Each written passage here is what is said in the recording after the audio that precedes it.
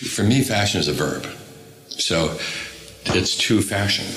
You're listening to Wardrobe Crisis with Clare Press. Join me every week as we look at sustainability, ethics, and the business and madness of fashion. Hello again. Did you listen to last week's show, the first of Series 9? It was with Parley for the Ocean's founder, Cyril Gutsch. I love it. Got some cracking interviews for you this series. I feel like it's, I can't wait to share these conversations with you. I should tell you what some of them are. Why not? I'll give you the heads up. So coming up, I've got an amazing chat with Michaela Stark, body positive corset designer. She's amazing.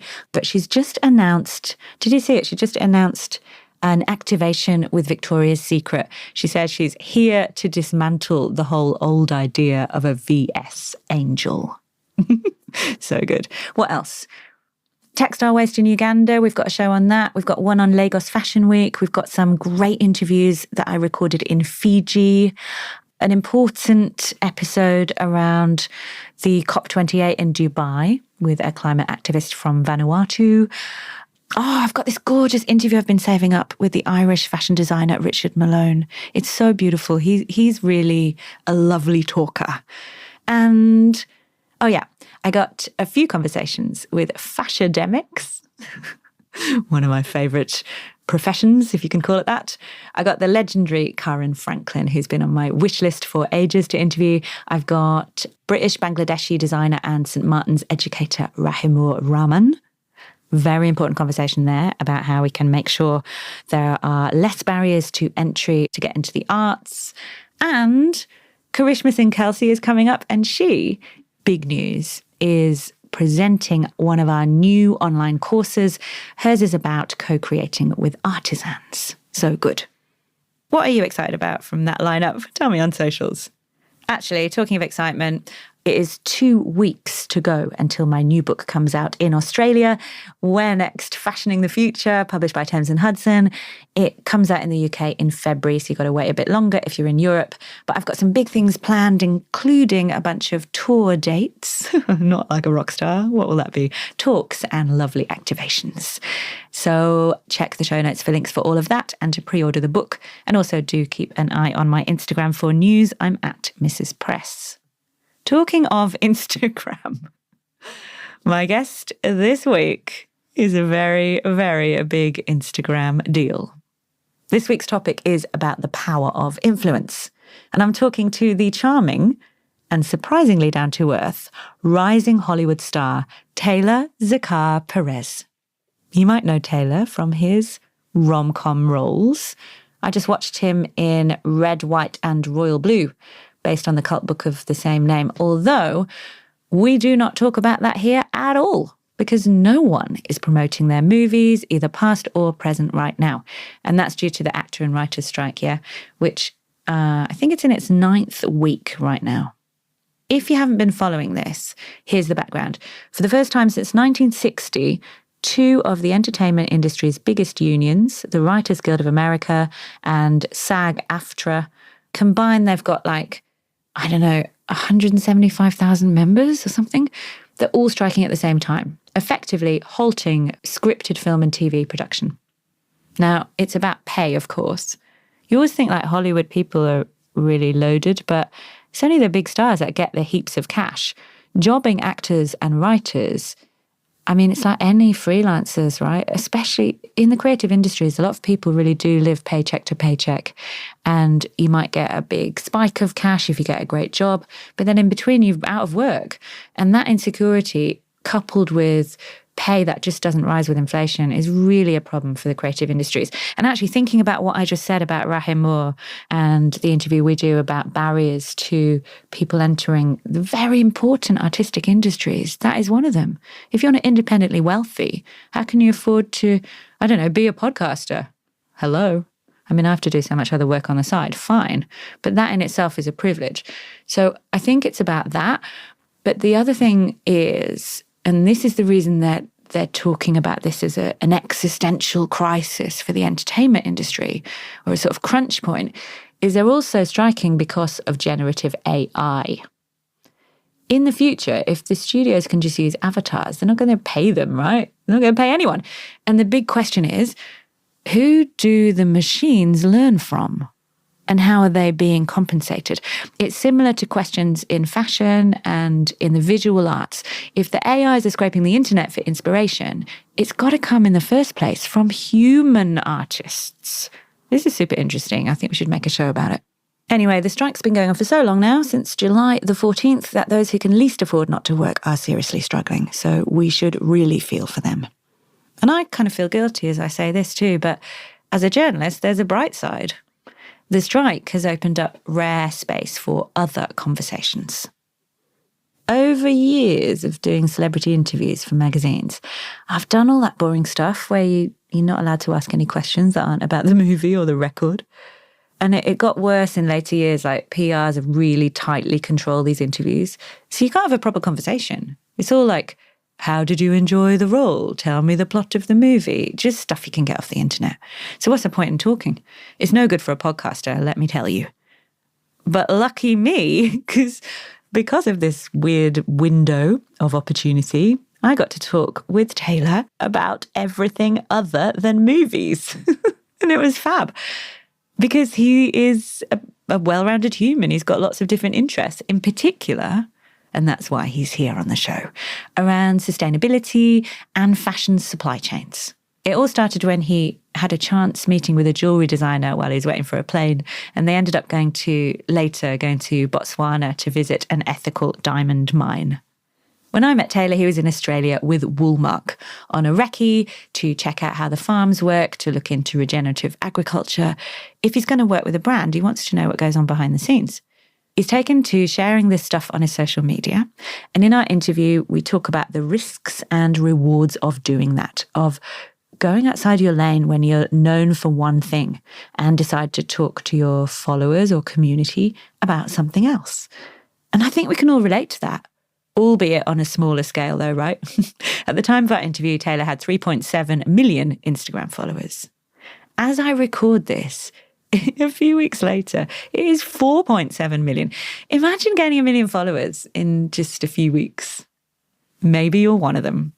Maybe you're a fashion fan who's seen Taylor at Fashion Week, emerging shirtless from his car outside the Prada menswear show, for example, that went viral.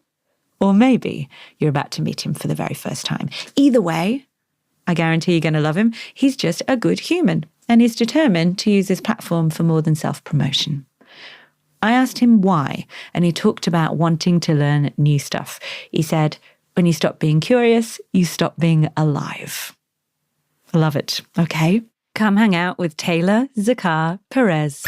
We're rolling. Did we say rolling? That's a very cinematic introduction. Action. Welcome to the Wardrobe Crisis podcast, Taylor, Zakhar, Perez. We are going to have a conversation about the power of influence. I really want to talk about how we can, if we have platforms, use them for good. Yes. As an actor, as a social media influencer, if you like that phrase or not, doesn't matter. That phrase. Do you? Someone with media reach. I like that. Yeah. Do you think much about this as a responsibility? Yeah, totally.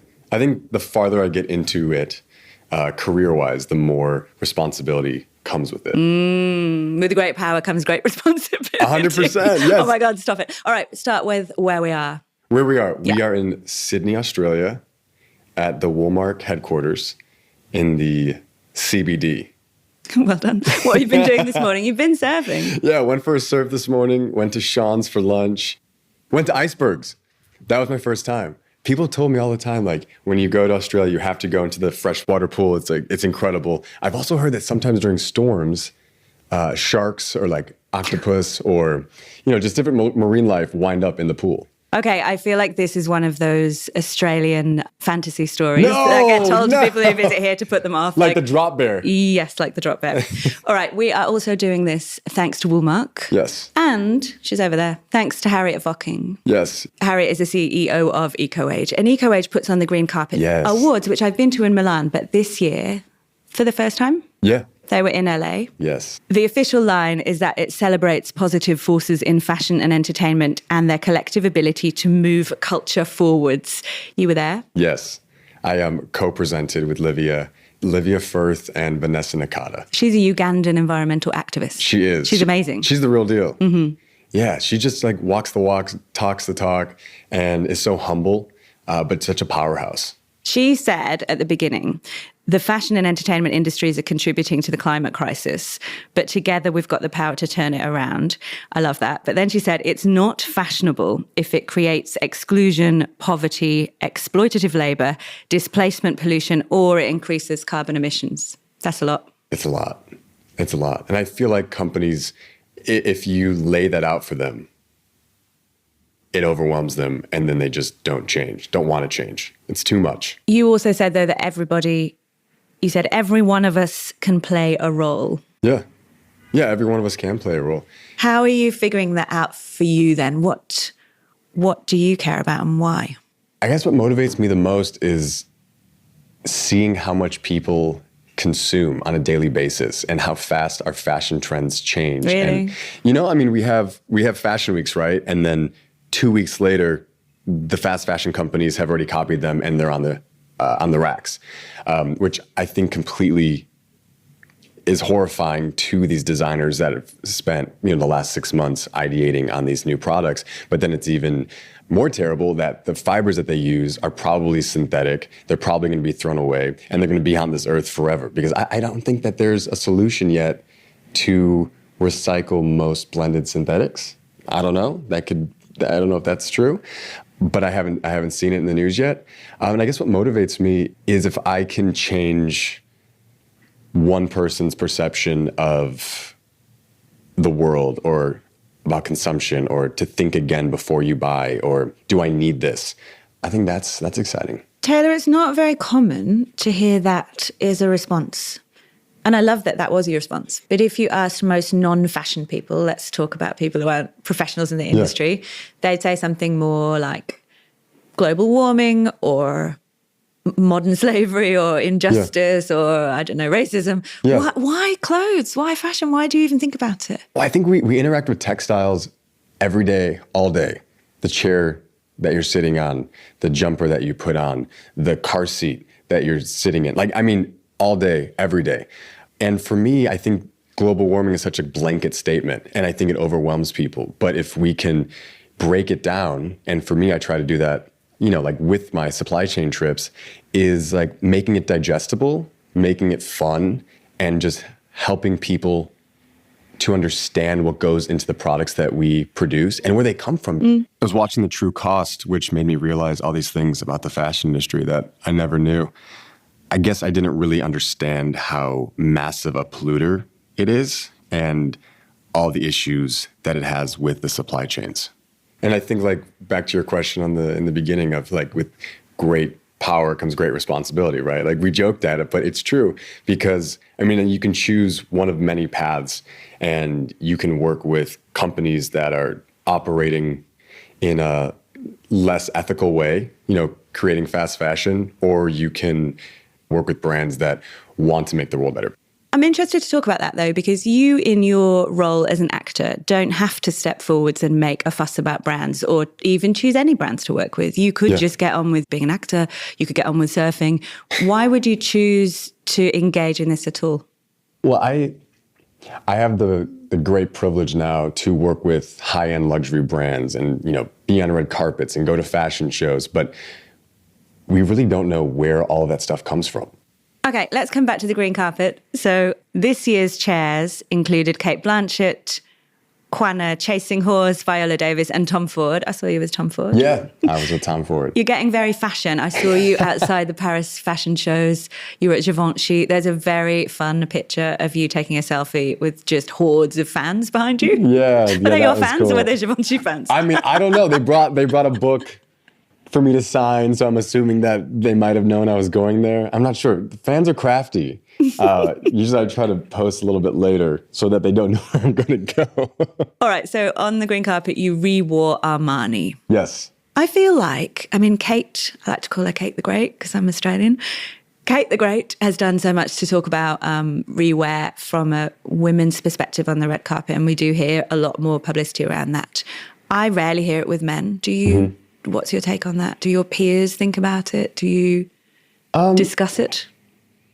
I think it's hard to rewear unless it's archival or unless it's like a plain navy suit or a black suit, because the fashion trends just keep coming and the colors keep changing. I mean, that's what runs our machine, right? And my friend Barry, who's at Armani, he's been Mr. Armani's like right hand in Los Angeles for a long time. He's like, you don't need that many tuxedos. He goes, why do you need... It's a classic. You only need one. Why do you need 5 tuxedos? Different styles. He's like, you have one tuxedo and you can wear it for the rest of your life. Or maybe, as your body changes, you can change the suit, or you get a new one because you just can't fit anymore.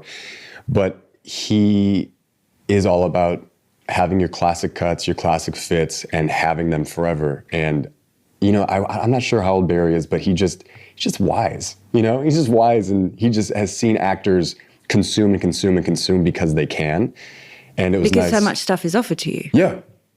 Oh, yeah. I mean, for years, you want that designer item, and now they just send it to you. And you're like, it must be quite full on. Yeah. When you get to the level where brands are courting you. Yeah, totally. It must actually take quite a lot of willpower to say, I don't want it all.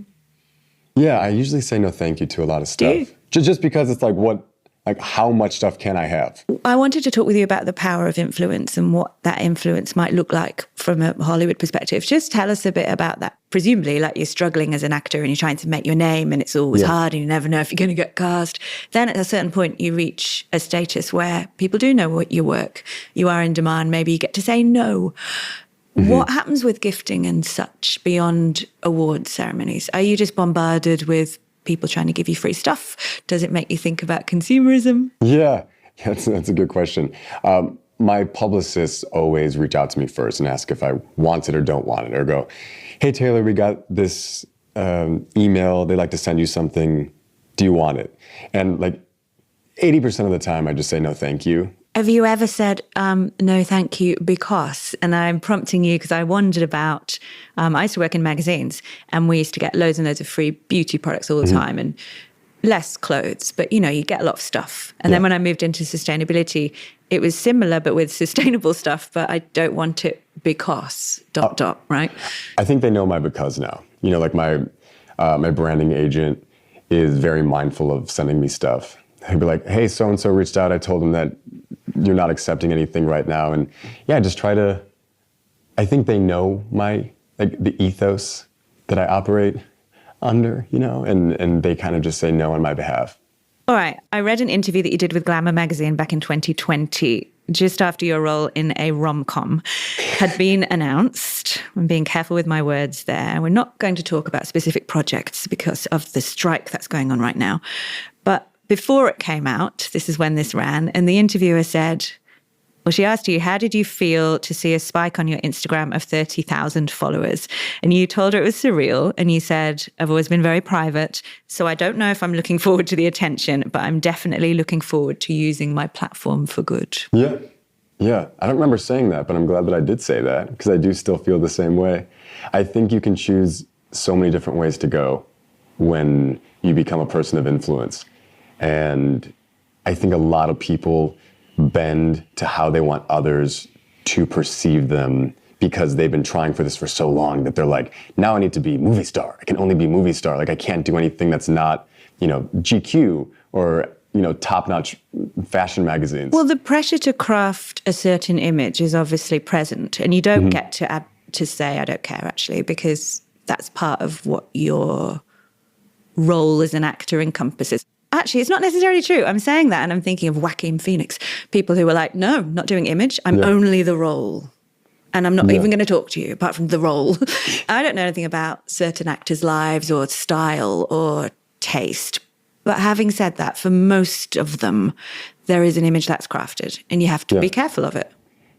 Yeah. I mean, I grew up like an athlete and theater kid. So I grew up being kind of like an odd one. And a swimmer, a really full-on competitive swimmer, right? Nationally ranked swimmer. We were very, very good, very fast. But then what, running off to do theatre in your one weekend off? No, I would swim from 5:30 in the morning till 7, go to school. Then I would swim again from 3 to 5:30. And then I would go to theater practice in the city over from like 7 to 11 at night. Really? And then I would do the same thing over and over Were again. you in Chicago? Yeah. Yeah. Were any of your friends? Nobody from my school was in theater. Did you do it in secret? No, not in secret. I couldn't do it concurrently with swimming. It was like you either chose swimming or you chose theater in school. And I was like, my dad and I chatted for a long time. He's like, you're very good at this. You can get a scholarship. And I was offered The sport. Yeah. And I was offered places to swim. And so I'm glad I did both. You were telling me, though, about how aware or not you were of creating an image. Yeah.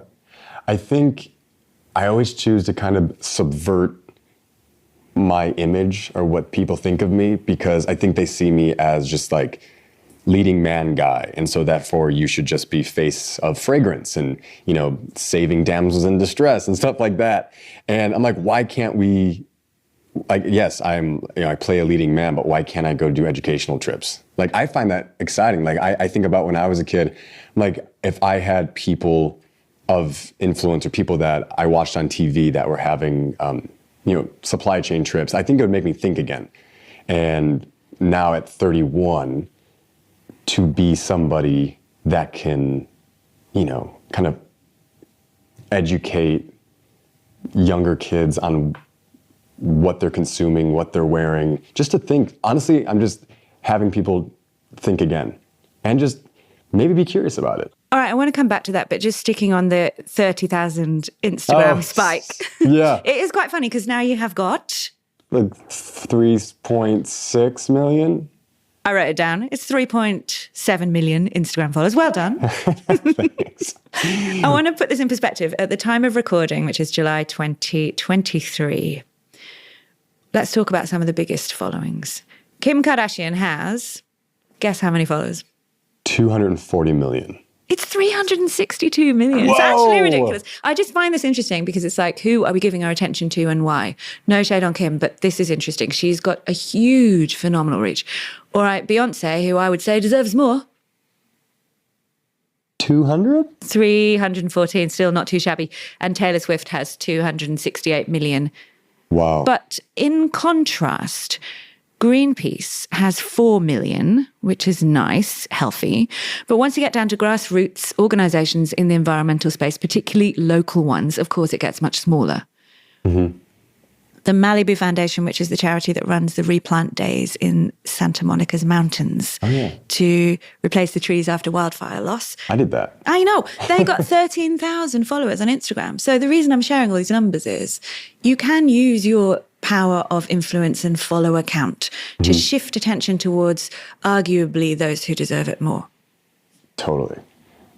But it's making the decision to do it is the toughie. I find that people that want to create their platforms on education or on activism don't get the following because people don't. You get on social media to kind of escape. And I think for me to balance the fun projects that I get to do, the trips that I take, and the educational journeys that I get to go along on, I think there's a nice balance to it. And people don't feel like I'm pushing anything on them. And I'm not. Really, I'm not. I don't put anything on my page that I don't think is interesting. It is risky though, isn't it? Because if people come to your page for a certain reason, e.g. escapism or something behind the scenes from a show, and then you hit them with messaging around the climate crisis or that very clunky, unsexy word, phrase, supply chain, maybe they go unfollow. 100%. Oh, I've lost like 1 million followers since I did. Not 1 million. 100%. No, 1.3 million. Do you reckon? Yeah, 100%. I've lost 1.3 million. If I share a picture with of my cat, which is my passion, I will lose some of my 40,000 Instagram followers. Yes. And then it's like, no, I need them to get people to listen to the podcast. But they're not here for my cat. They don't care. They're here for the climate crisis. Yeah. So you have got to be, you have run the risk. 100%. You don't care. But I think I'm confident enough in my skills as an artist and my long-term career that it doesn't faze me. If I can get 3% of my following to learn something new and spread that message, it's worth it. You spent Earth Day planting trees. Yeah. Tell us about that. Well, half of my house burned down in the fire, the Woolsey fire. Oh, wow. So I, of course, like jumped on it when the Malibu Foundation. I did not know that. Yeah, that's not something I really talk about because it's. Like, oh, it's personal though. Yeah, it's as personal. in caring is personal. And so many people. You've seen it firsthand. Yeah. I mean, oh my God, when the fire jumped the freeway the morning before, and like packed up animals and hard drives, and just was like, we're helping families out and get off the properties. It was really scary. And what I lost does not compare to what other people lost. Animals, full homes. Some people haven't even been able to rebuild their homes. So I don't talk about it that much, but I try to be, like a steward for the forests and try to replant the mountains. When we think about the climate crisis as an abstract, it's really hard to find a way in, and often the default is just to go, I'm going to go and play a video game, or I'm going to go and watch a film. I'm not going to think about this. Yeah. But when you share a personal story of it impacting you in whatever way, people start to realize it's closer to home or it's relatable. I'm thinking about Australia when we had absolutely catastrophic fires, which we often have, but the worst ones, which is 2019 to 2020 over the Christmas period, they were frightening. And now watching what's happening in Europe with wildfires in Greece, I feel like this sort of, ooh, because I remember what it felt like here. Let's talk about where you've been this week. So the reason we're doing this podcast is that we went out for lunch yesterday. I was lucky enough to be invited, and we were talking about what you've been doing here. I was there with Harriet. You've been on a farm in rural New South Wales. Yes. To meet farmers with Woolmark and to figure out what goes on behind the scenes in the wool supply chain. Is that right? That is correct. I learned a lot. What did you learn? Well, tell us where you went. Who did you meet? What did you do? We went to Cavan Station. It's about 3 hours outside of Sydney. And we stayed in this place called Yas, which is like 15 minutes. Yas! Yes. Like, sorry. I know, you can't not say it. Totally. It's impossible. It's like 15 minutes outside of the farming area. And when we got there... Did you stay in a country pub? Is there any hotels there? No, we stayed in a pretty nice little hotel, and then went to a pub the night before. It's good to stay in a country pub, don't get me wrong. What's That's a good thing. Pub? A country pub, if you go out to rural towns in Australia, often the best place to stay is the local pub that's been there for 150 years, and it's rudimentary, shall we say. Gotcha. Less Soho House, more. The way you say it makes me feel like an old Western town. Yeah, a bit like that. Yeah. I don't know. You went. Tell us what you discovered. Oh, what did I discover? Well, not too much in Yas. Like, we were just there for the evening and early morning. And then when we got to the farm, I mean, like, they had 25,000 sheep there and hundreds of paddocks. And as soon as we got there, we met Matt, and he was just like an open book. We started, went to go meet one of his ranch hands, Ricky, and he took us into the paddock. And I guess the sheep had only been there for about 24 hours. And he said they do this because they want the sheep to fertilize the grass, the ground. And it gets the sheep to eat everything as fast as possible, so they're not picky, so that the ground can just keep turning over, and they put them into the next paddock. And just the amount of care and love they have for these animals. What did you learn about carbon sequestration when it comes to regenerative agriculture? He told me that they're actually carbon positive on the farm. And he said that there's three main jobs of a farmer. One is to create ground covering, to grow plants that sequester carbon, and the third one was, biodiversity. And I said, okay, well, how do you sequester carbon? And he said, we just can't have bare ground. He goes, because naked soil is bad soil. And I said, the only time being naked is bad is when you're soil. He laughed. Did you put that on Instagram? I did. All right, I want to come back to how you talk about this stuff with your audience. So yesterday at lunch, I got to say, you weren't mobbed by people who were like, oh my God, it's Taylor. No, it wasn't. And I say that not to have a dig at you, but to talk about how audiences are different. You can have a massive audience, but then also some people have no idea who you are. Yeah. If you're an old person, you can, like me, watch the Met Gala red carpet and be like, no idea. I've just lost touch with who these people are. Or you can be talking to an extremely engaged audience who loves your work, who follows you, who's really engaged and excited. So partly it's generational, I think. Yeah. But it's also about figuring out who you're speaking to and how you best reach them, right? Yeah. Who do you think your audience is, and how do you navigate talking to them about the stuff you're learning? And I like how you do it without, like, with, I want to say humbleness, but that's not a real word, is it? What's the word? Humility? That's the one. I love that. But you're not afraid to joke or not know or, I don't know, ask questions. Yeah, I always find when I feel like I can relate to the person that I'm learning from in like a goofy, fun way, I retain it way faster. Yeah, because now forever I'll be like, the only time it's bad to be naked is if you soil. Exactly. And I find that, I mean, university professors, oh my God, I had the best professor. You studied biology, right? I went into UCLA studying biology, and I left studying Spanish and history.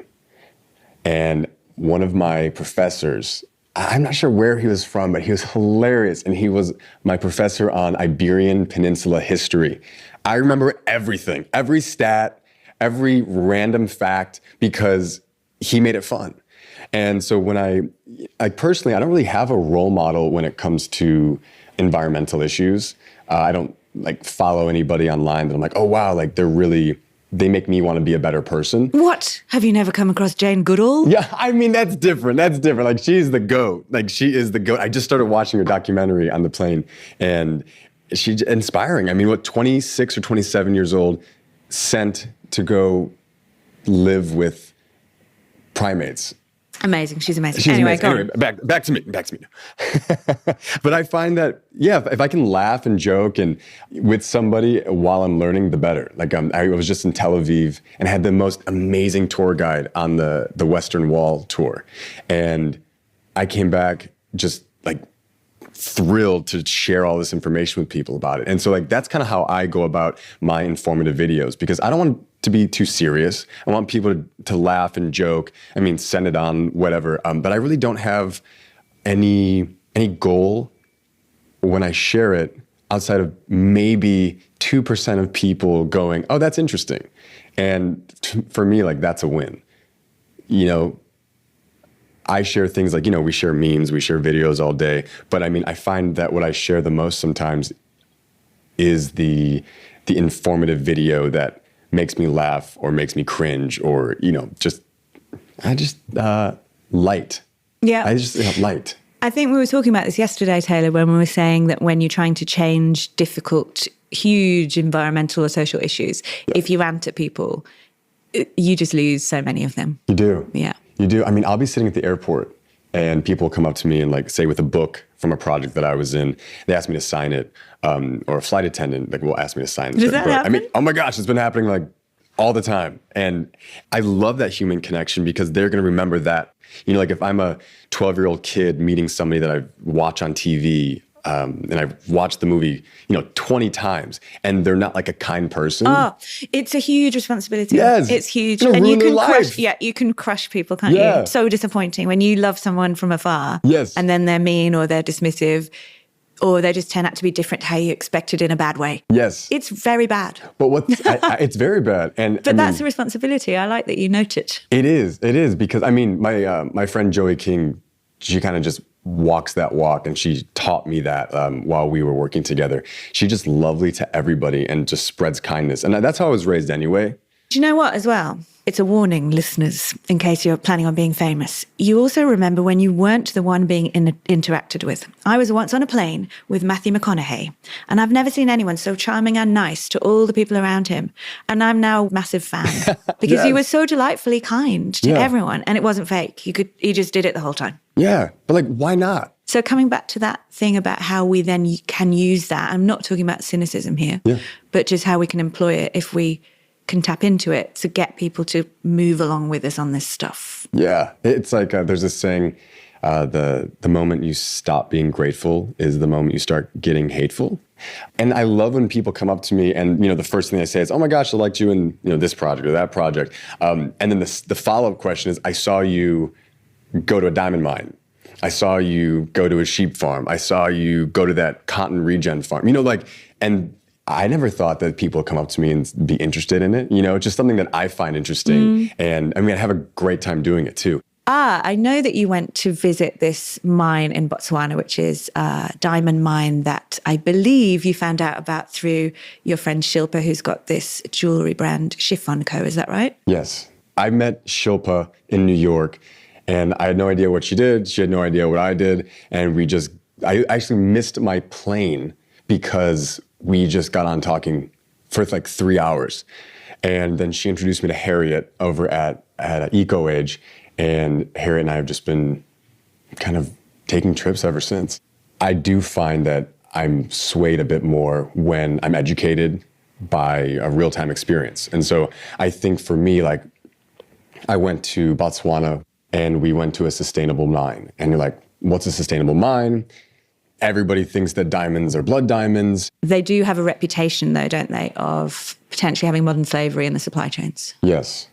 And I think that was definitely a misconception, or I should say preconceived notion that I had going into it.